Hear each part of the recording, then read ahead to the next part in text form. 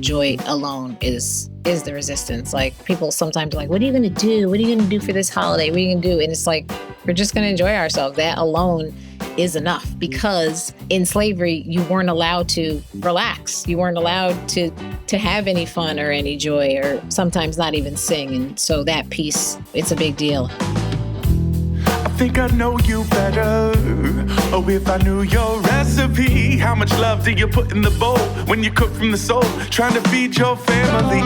And do you have hand-me-down treasures from grandma's handwritten letters? You know, the ones with the measurements. And do you have a lot of fun and laugh while you're prepping it? What'd you have for dinner last night?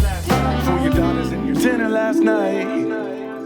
All right, well, it's Emma and Dimity, your twin hosts of Dinner Last Night, a podcast about how people around the world feed their families and how this daily act connects us all. Today on Dinner Last Night, we have Esi Lewis, attorney and founder of the Dr. Margaret Wade-Lewis Center for Black History and Culture in New Paltz. Esi actually grew up in New Paltz, spent years as a prosecutor in Brooklyn, and returned to her childhood home on the historic Huguenot Street when her daughter was born. Her current project, which is the Dr. Margaret Wade-Lewis Center, named in honor of her mother, is dedicated to building and sharing Black history in the Hudson Valley through community events and their new podcast, which is awesome, called We Be Griots. We also talk about the role food plays in Black community celebrations, how she preserves the meaning of family dinner amidst a busy extracurricular schedule, and the dish that most connects her with her ancestors.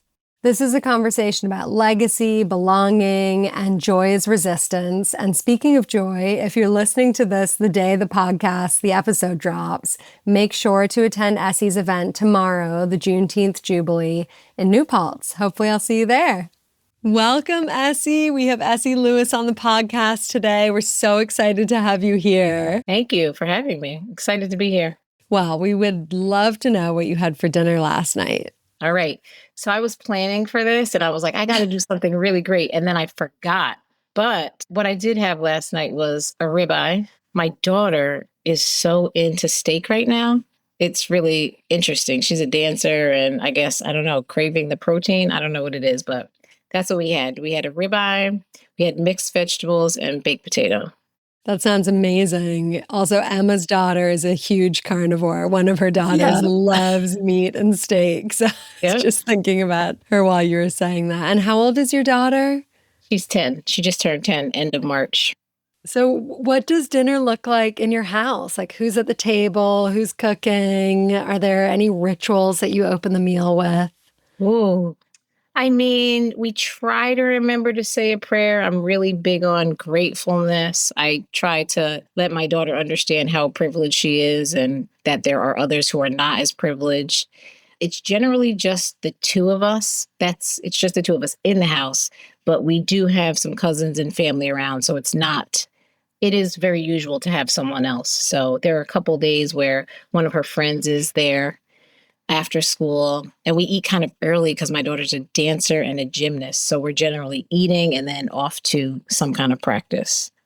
So that's what it was like yesterday. Her bestie Serenity was there, and we ate, and I hate rushing them because they're so cute when they're talking. And oh my gosh, they're into this ASMR thing where they like chew and record it. And I'm like, we don't have phones at the table, and yet they're always trying to like sneak it in there and video. But so that was it. So the ritual is just being grateful and enjoying food and having a moment together and trying so hard not to rush through it too much, but also get to the other things.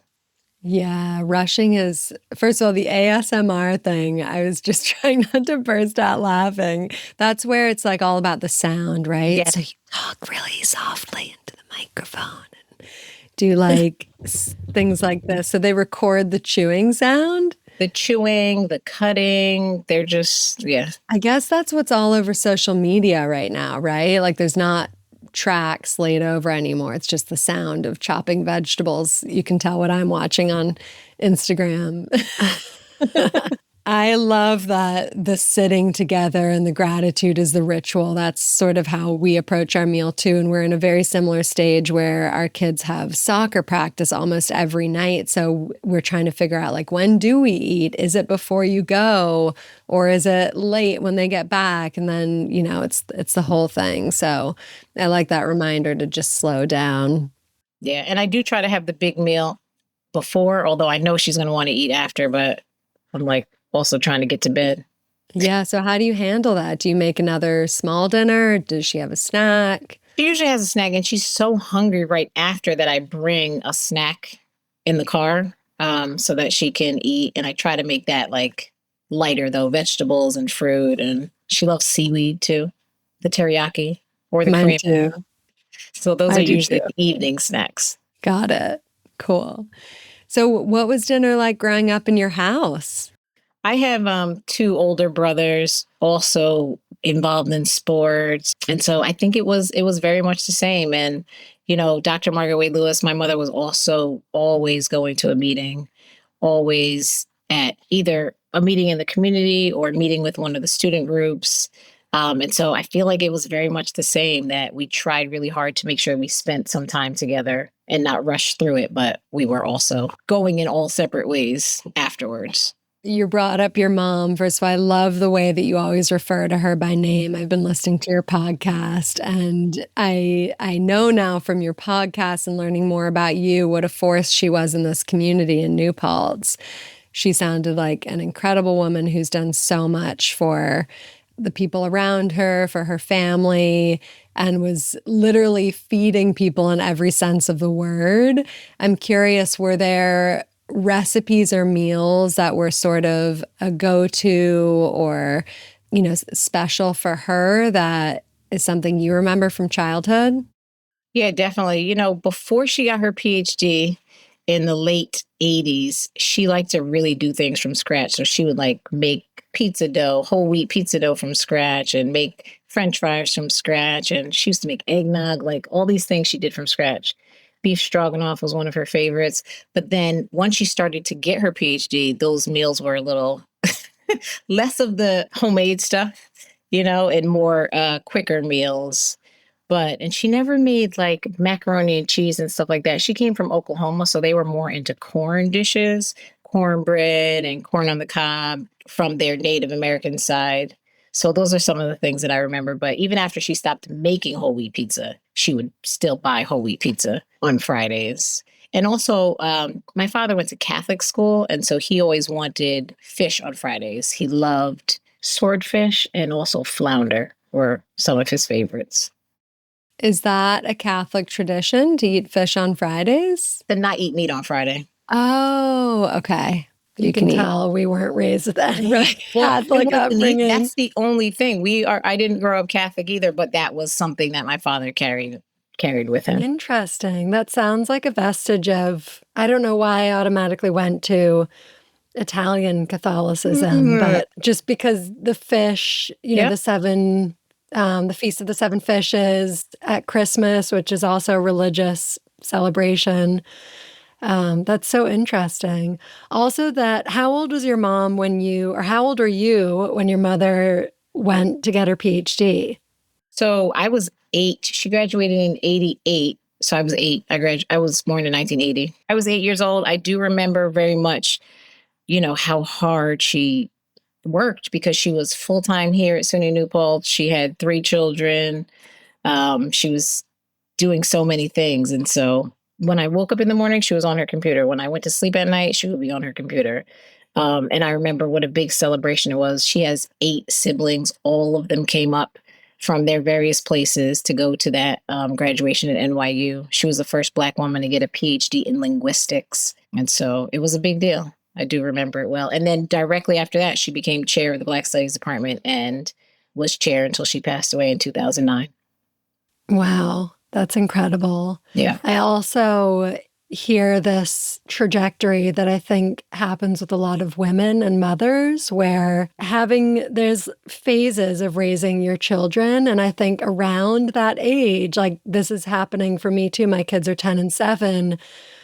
like moving towards this place of now it's time for me to go back and invest in a way in the path that is mine, right? Instead of making all the meals from scratch at home. And so it's just interesting hearing how that shift happened and letting go of some of the domestic home tending responsibilities that she was so committed to in service of a new commitment.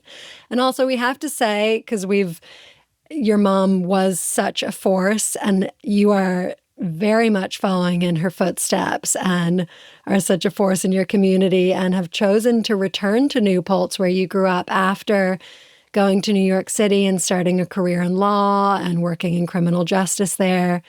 So tell us more about what brought you back to New Paltz and what you're building that is honoring her legacy, but also charting your own path. Yeah, I, growing up in this small town, New Paltz, it was always like, I can't wait to get to the big city. And so I did do that. I went away to college and went away to law school and then decided I wanted to practice in New York City. And I was so excited to do that. And I did that for several years. But when I had my daughter, I was like, man, I really want to be back home where more of my family is and where it's a little quieter and slower and I can pull into my driveway instead of carrying groceries on the train and all of that stuff. So that's what I did. I came home when my daughter was probably 3 months. I stayed home for a while and then I don't want to say I got bored, but I did feel like I needed to get back out there. But this Margaret Wade-Lewis Center thing really, I almost want to say it came out of left field. I learned about the Ann Oliver House. It's a house in New Paltz that was built by Jacob Wynkoop, who's one of the first Black men on record as being born free after gradual emancipation. Ann Oliver was a Civil War widow. So her husband fought in the Civil War and then he died from malaria on the way home. But because of his service, she had money and she asked Jacob Wynkoop to build her house. And Jacob Wynkoop built her house. He built his own house. He built his brother a house. He built his mama a house. And then he built houses for other free Black people in the neighborhood. He created a free Black neighborhood in New Paltz in 1885 is when Ann Oliver's house was built. And so when I learned about this history and the house was available, it was on the property that Stewart's bought when they moved, but Stewart's didn't need it. It was in disrepair, so they were planning on demolishing it. And so the village of New Paltz asked them if they could have it. And then I asked the village of New Paltz if I could have it. I really was like, we should just save this property and do something. And they were like, okay, do it. Go for it. So that's why I created this organization to preserve that history and then to be able to share. We learned so much more history around it. And then when I was thinking of what to name it, I was like, what would be a fitting name? What would be something that people would remember? And everywhere I go, people know Margaret Wade-Lewis. Literally every time I go speak somewhere, someone's like, she was my teacher and she did this for me and she changed my life in this way. So, and it's her legacy, that community building, that sharing of education. And so I just thought that was the right way. And in African culture, it's important to say the names of your ancestors so that you knew their legacy and keep them alive. So that's why you hear me saying, instead of just saying my mom, also for branding, right, people to get used to hearing it. But it's also part of the African culture, and that's also something we're teaching. I love that. That's so beautiful.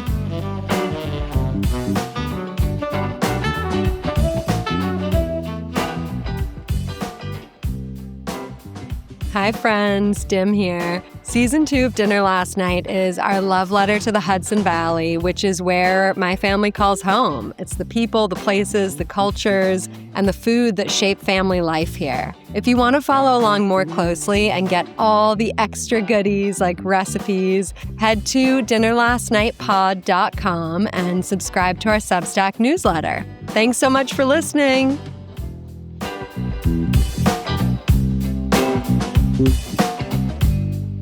Okay, I have 2 questions. The first, I guess, is how did you discover this history? Was that something that your mom shared with you while you were growing up? A little bit. So, what they teach in Black Studies is more of a American and African history. But this hyper local history was something that she was also into. And one of my neighbors, a good friend of ours, owned a house that was built by Jacob Wynkoop. So she started telling me about it. And then when I heard that that house that was also built by Jacob Wynkoop was available, I was like, oh, yeah, we definitely have to preserve this history because I had learned about that guy before.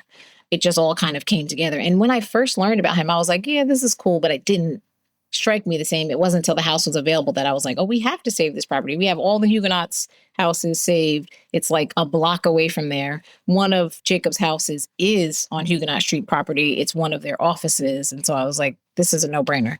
That's another thing I was reading about, that you grew up on Huguenot Street, right?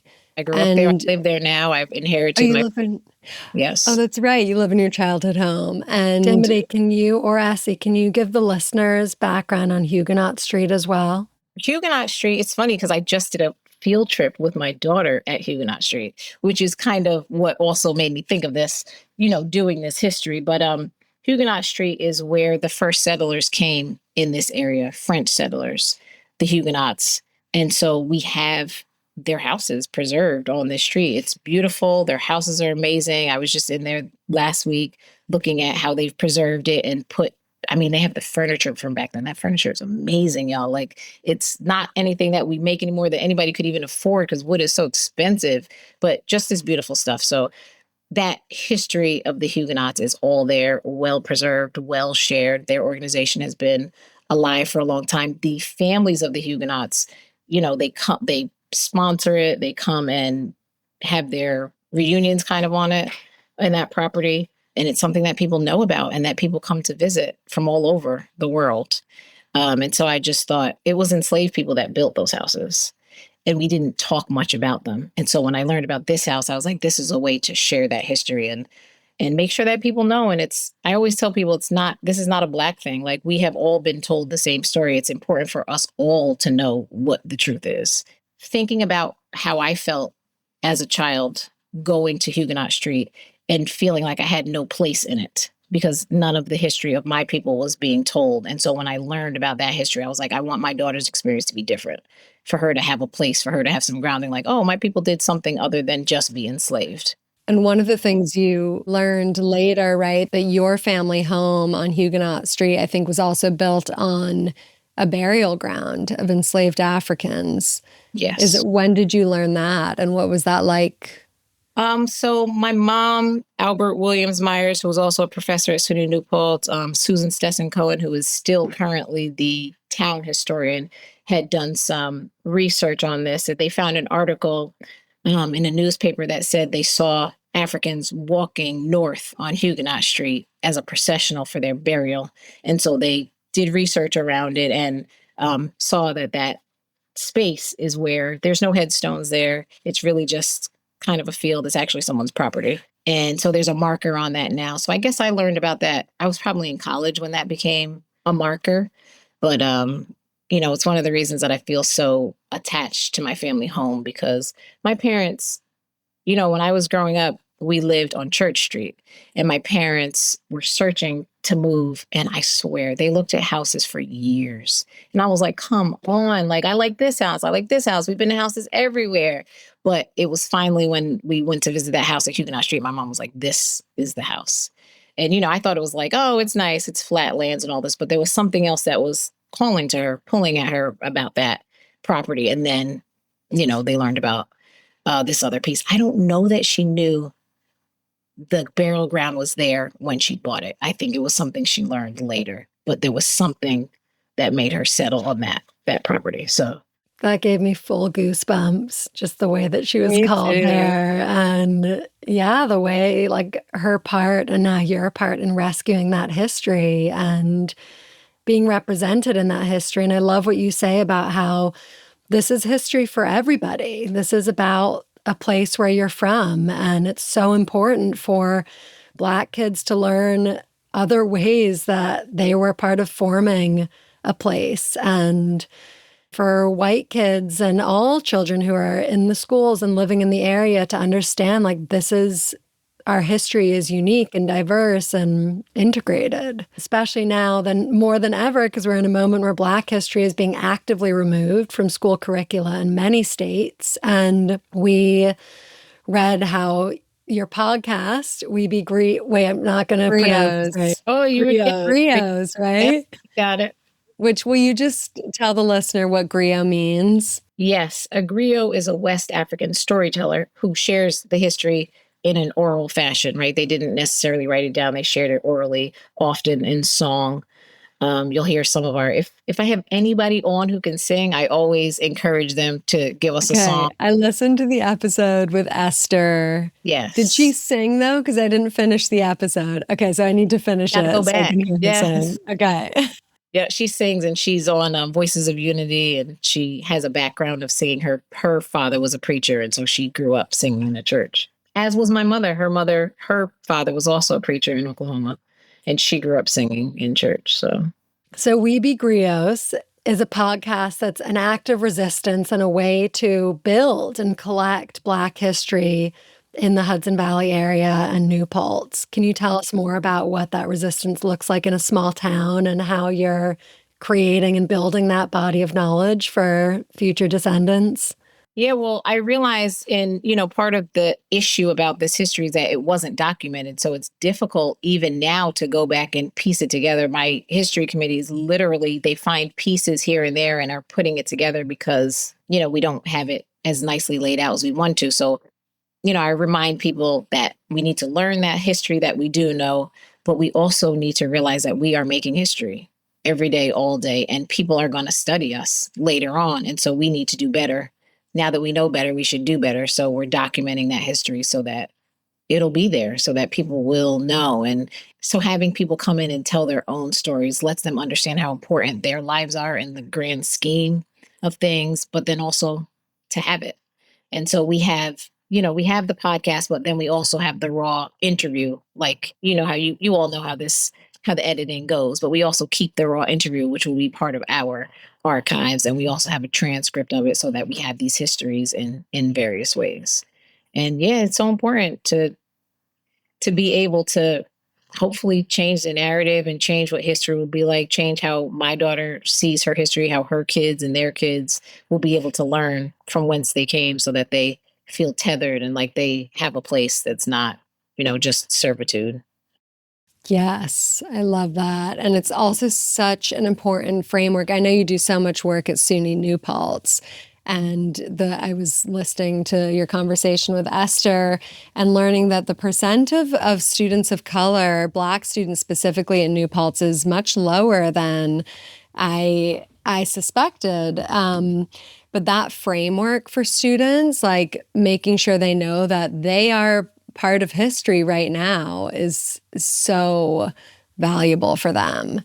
One of the things that you talk about with the Margaret Wade-Lewis Center is that it's an opportunity to help heal the community through history and culture. And so I'd love to hear more about how you're approaching that process, and even if there's a specific moment that you've witnessed that you can share.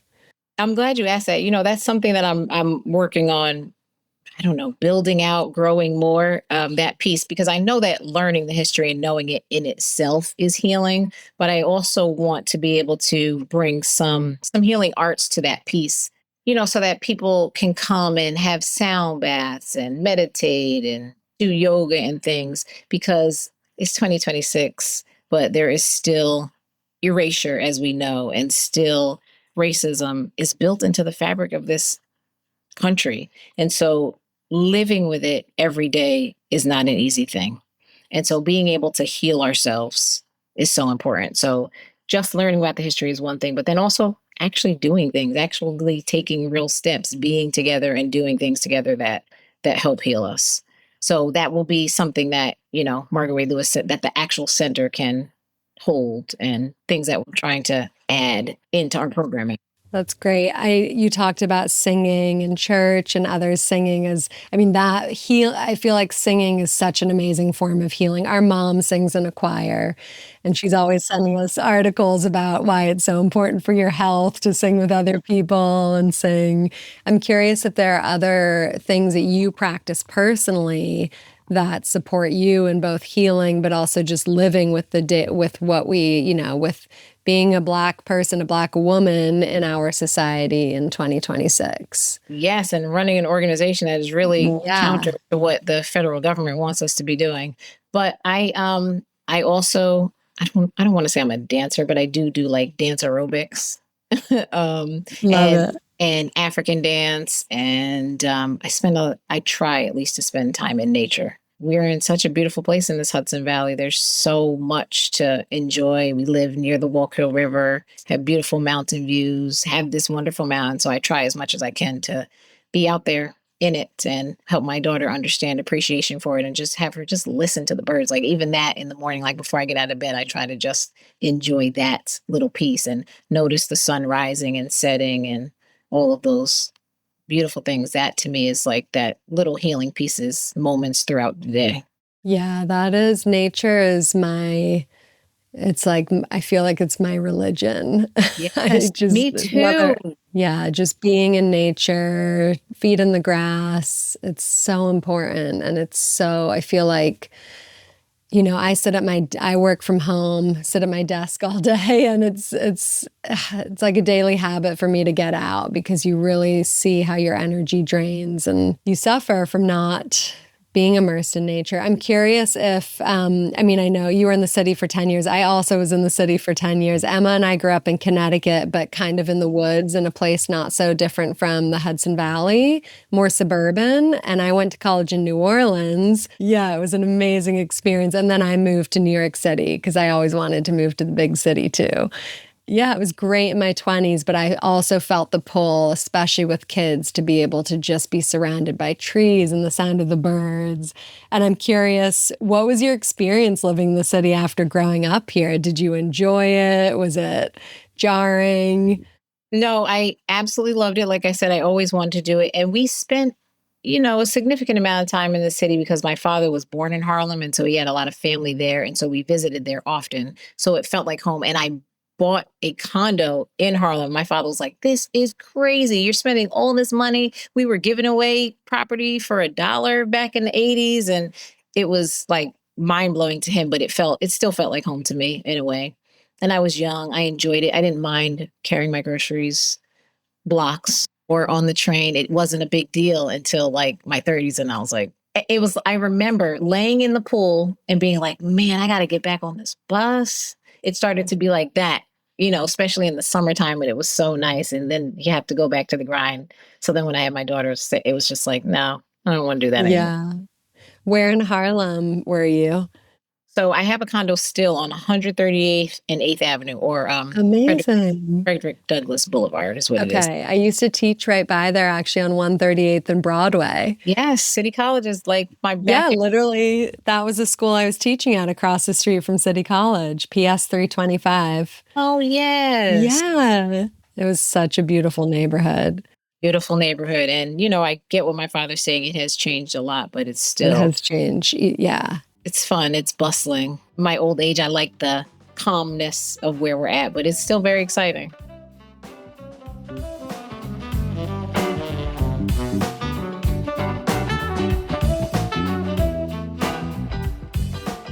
Hi, friends. Quick pause to say thank you so much for listening. It's really nice to know we're not just sitting here talking to ourselves. Though, to be fair, we'd probably be doing that anyways.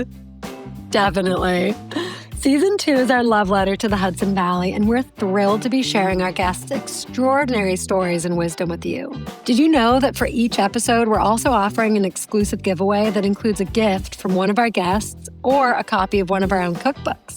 You don't want to miss these. And it's so easy to enter the giveaway. All you need to do is head to bit.ly DLN giveaway. That's DLN giveaway, all lowercase, and enter your email. The link's also in the show notes. All right, back to the episode.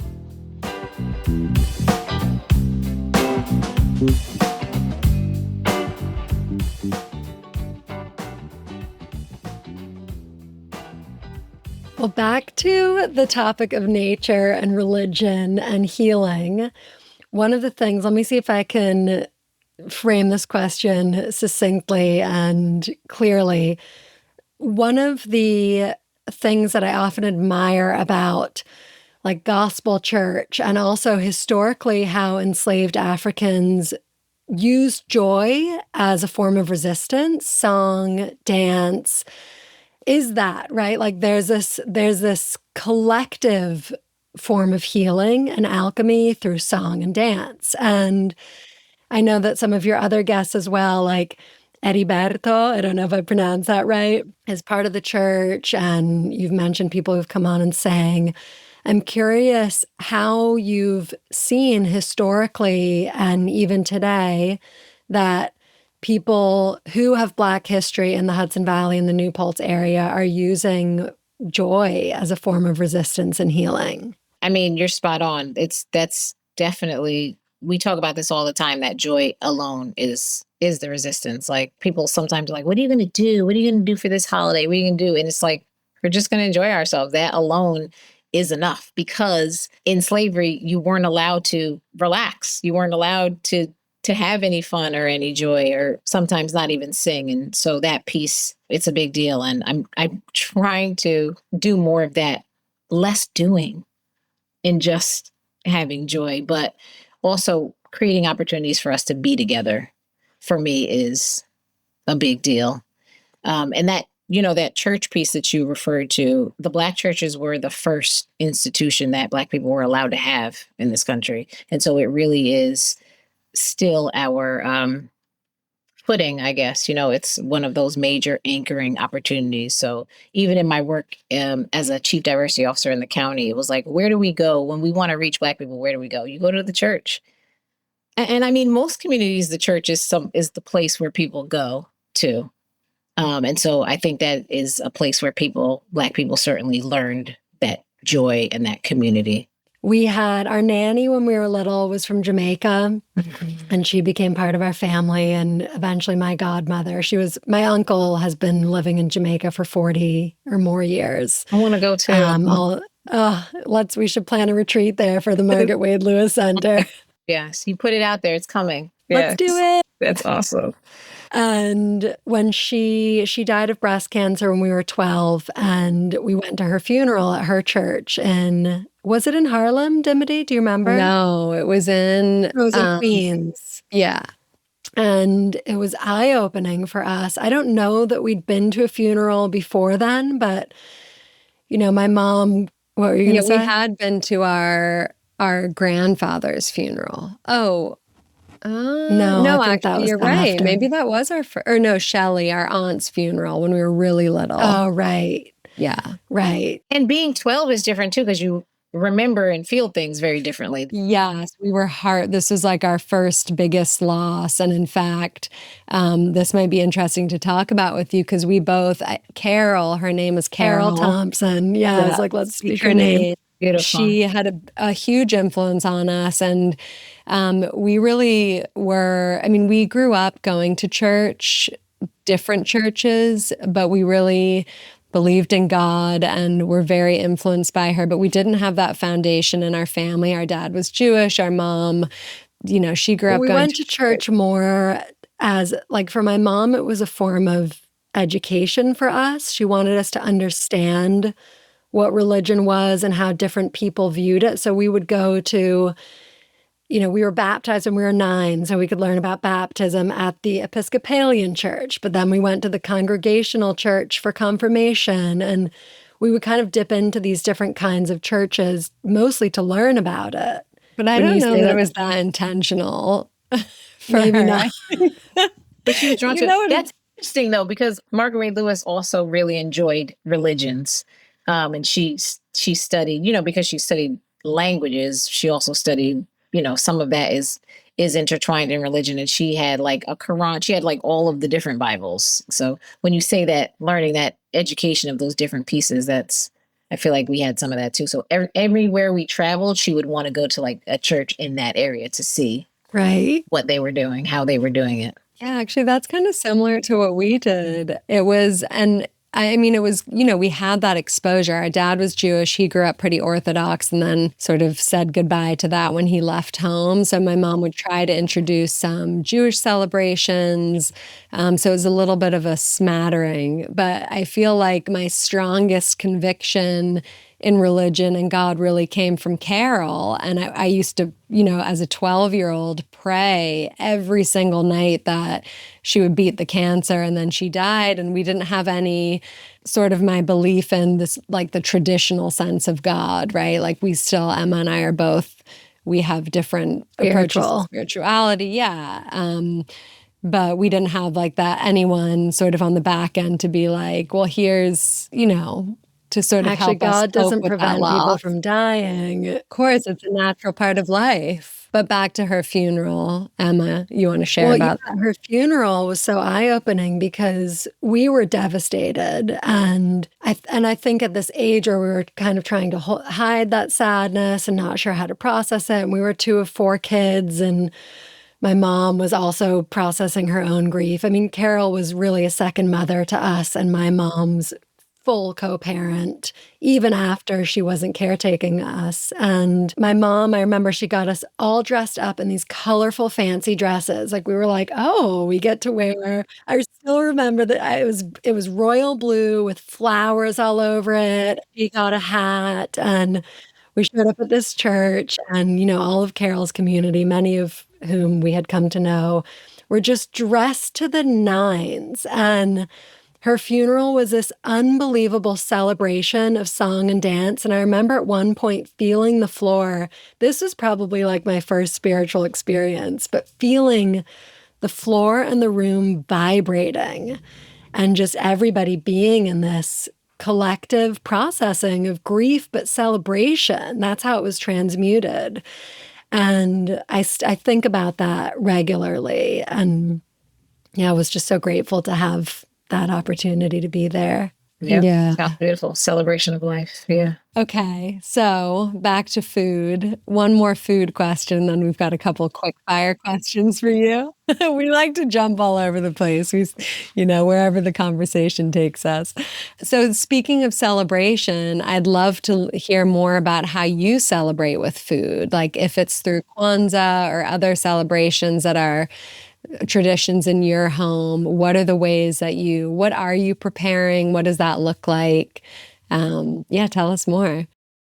Yeah, we definitely celebrate a lot with food. We do for every holiday. It's like get together and eat. And so I really love whenever the celebration is at my aunt's house in Rhinebeck, because she makes everything. She will make a ham, a turkey, a chicken, a whole thing of salmon, the rice, the mashed potatoes, everything. And I'm a Gemini. I get bored. I need to have a little bit of everything. And so I love that. So I definitely don't cook that elaborately. It's my daughter and I, she's 10, she's picky, she's particular, but I definitely do feel like my family celebrations have always been with food. So even when like our kids have, your kid will have a birthday party out skating, whatever it is. But on the day, we still always get together and share a meal and share those cupcakes. Yeah. And we just kind of make everything. I really do like to eat all of the things. And I'm really trying to get my daughter to be that way and to try other things. And just kind of the way we talked about other religions, I want her to also understand foods in other places too, and how it's different. Like we went to Italy for spring break last year, and to like have her understand, we did a pasta making class. And so to have her understand how they make it differently and how it tastes differently and all of that stuff, I feel like is important. So I love that you all talk about food, and it's so important to us, to me in my life. And I feel like that is a piece of joy too. Being able to share these good meals together brings us joy. Absolutely. We just interviewed Julia Turshen. She's a chef in the Hudson Valley and cookbook author. Yeah, she's wonderful. And she specifically works for home cooks. Like she's really proud of her recipes and her classes being for home cooks. And she talks a lot about how dinner, every day we have to prepare dinner. This is the premise of this podcast. But it doesn't have to be this huge stressful thing. And it can be like a simple act of self-pleasure. And just seeing food as this, this thing that you can really enjoy and savor. And it's certainly our love language. It's a gateway to understanding other people and cultures. And do you find it hard to expose your daughter to other kinds of food where you are? I know that, I mean, where we are, it's more limited than being in New York City, for example. But you know what? New Paltz is really, I don't know if it's because it's a small town, but we have a lot of really great restaurants of different types. We have the Turkish, we have the Vietnamese, we have Thai, we have a couple different Mexicans. And so we have an Indian and West Indian, and we have a lot of different places. So I do try to get her to all of those things, but then also still being able to visit the city and go to an Ethiopian place or something else. And even if she's like, afraid to try something, even just to see how people eat differently, at the Ethiopian restaurants, you eat with your hands and put things together. And we have a lot here. I'm proud of New Paltz for that. I feel like because it's a college town, it also has more. I live equidistant between Kingston and New Paltz, and Kingston also has a lot of great options. Right where we are, there's not much. We're in High Falls, so I mean, shout out Ollie's, but not much else going on. So we have to drive to get good food. But yeah, one of the things our mom did with us a lot growing up, we were exposed to lots of different food as well, but we grew up going to dim sum pretty regularly in New York. And it's something we've done with our kids, which is it's just so fun. And it is the experience, like you said, like often they'll only eat the custard buns, but it's still seeing the things coming around on the carts, the chicken feet, which Emma's daughter will try. My kids good. She's won't brave. go anywhere. Yeah, we were like that too. But my boys, I like how you said, they are particular about what they eat. So, but it's the exposure. It'll get in there. Yeah, it will.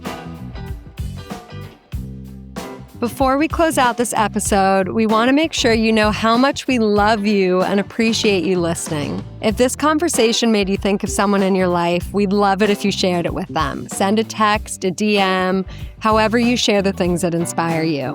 That's the best way to help spread these beautiful real-life stories from our incredible guests.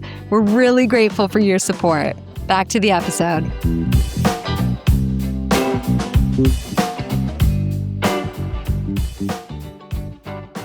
Well, Esi, we are going to wrap up this conversation with some quickfire questions. Ooh, okay. I got to get ready.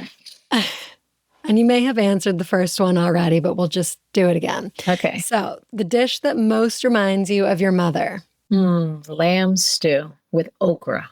Okra, so good. Mm-hmm. Yum. Okay, next one is something you always keep in your fridge or pantry.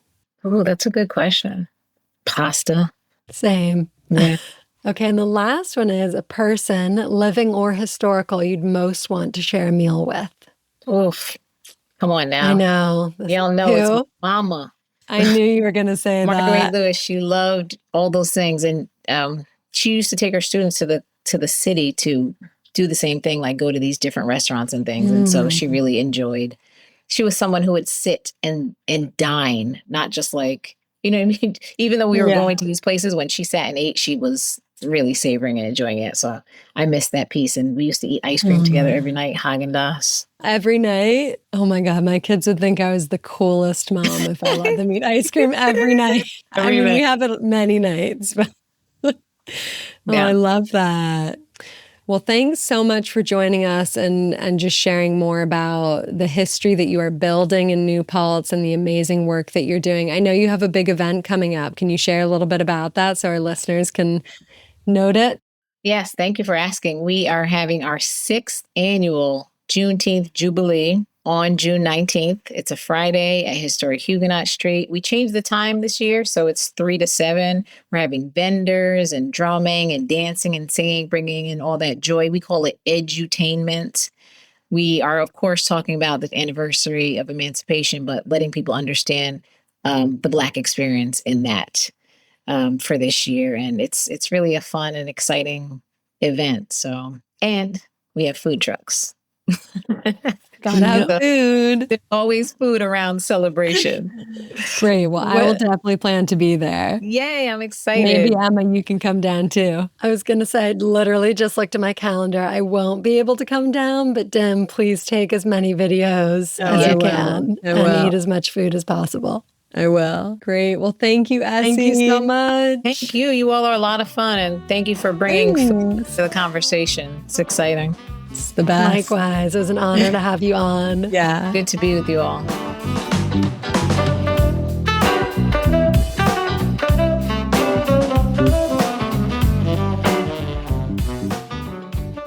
Before you go, I just wanted to say one more time, thank you so much for listening to Dinner Last Night. Feeding our families isn't always easy, but dinner is almost always a story worth sharing in a meal that connects us all. Dinner Last Night is co-produced by us, Emma Frisch and Dimity Palmer-Smith, your twin hosts behind the show. And the episodes in Season 2 are edited by Stuart Hetzler. The theme song We Can't Stop Dancing To is written by Emerson Longstory Bartlett, featuring Drew Martin on saxophone. And yes, that's a chorus of our kids you hear singing along. To get all the juicy extra bits that accompany each episode, like recipes and giveaways, you can subscribe to our newsletter at dinnerlastnightpod.com. And every episode includes a special giveaway, which you can enter through the link in the show notes or by heading to bit.ly/DLN giveaway. That's DLN giveaway, all in lowercase. You can also follow us on Instagram at dinnerlastnightpod for guest highlights, micro street interviews where we buck up and ask strangers what they had for dinner last night, dinner time inspiration, and cheesy twin moments. From our table to yours, thank you so much for being part of this journey, and thank you for listening. What you have for dinner last night? For your daughters and your sons versus where you come from. What you have for dinner last night? How many meals can you make in your mind? What you have for dinner last night? You got some tips for saving some time? What you have for dinner last night? Dinner last night.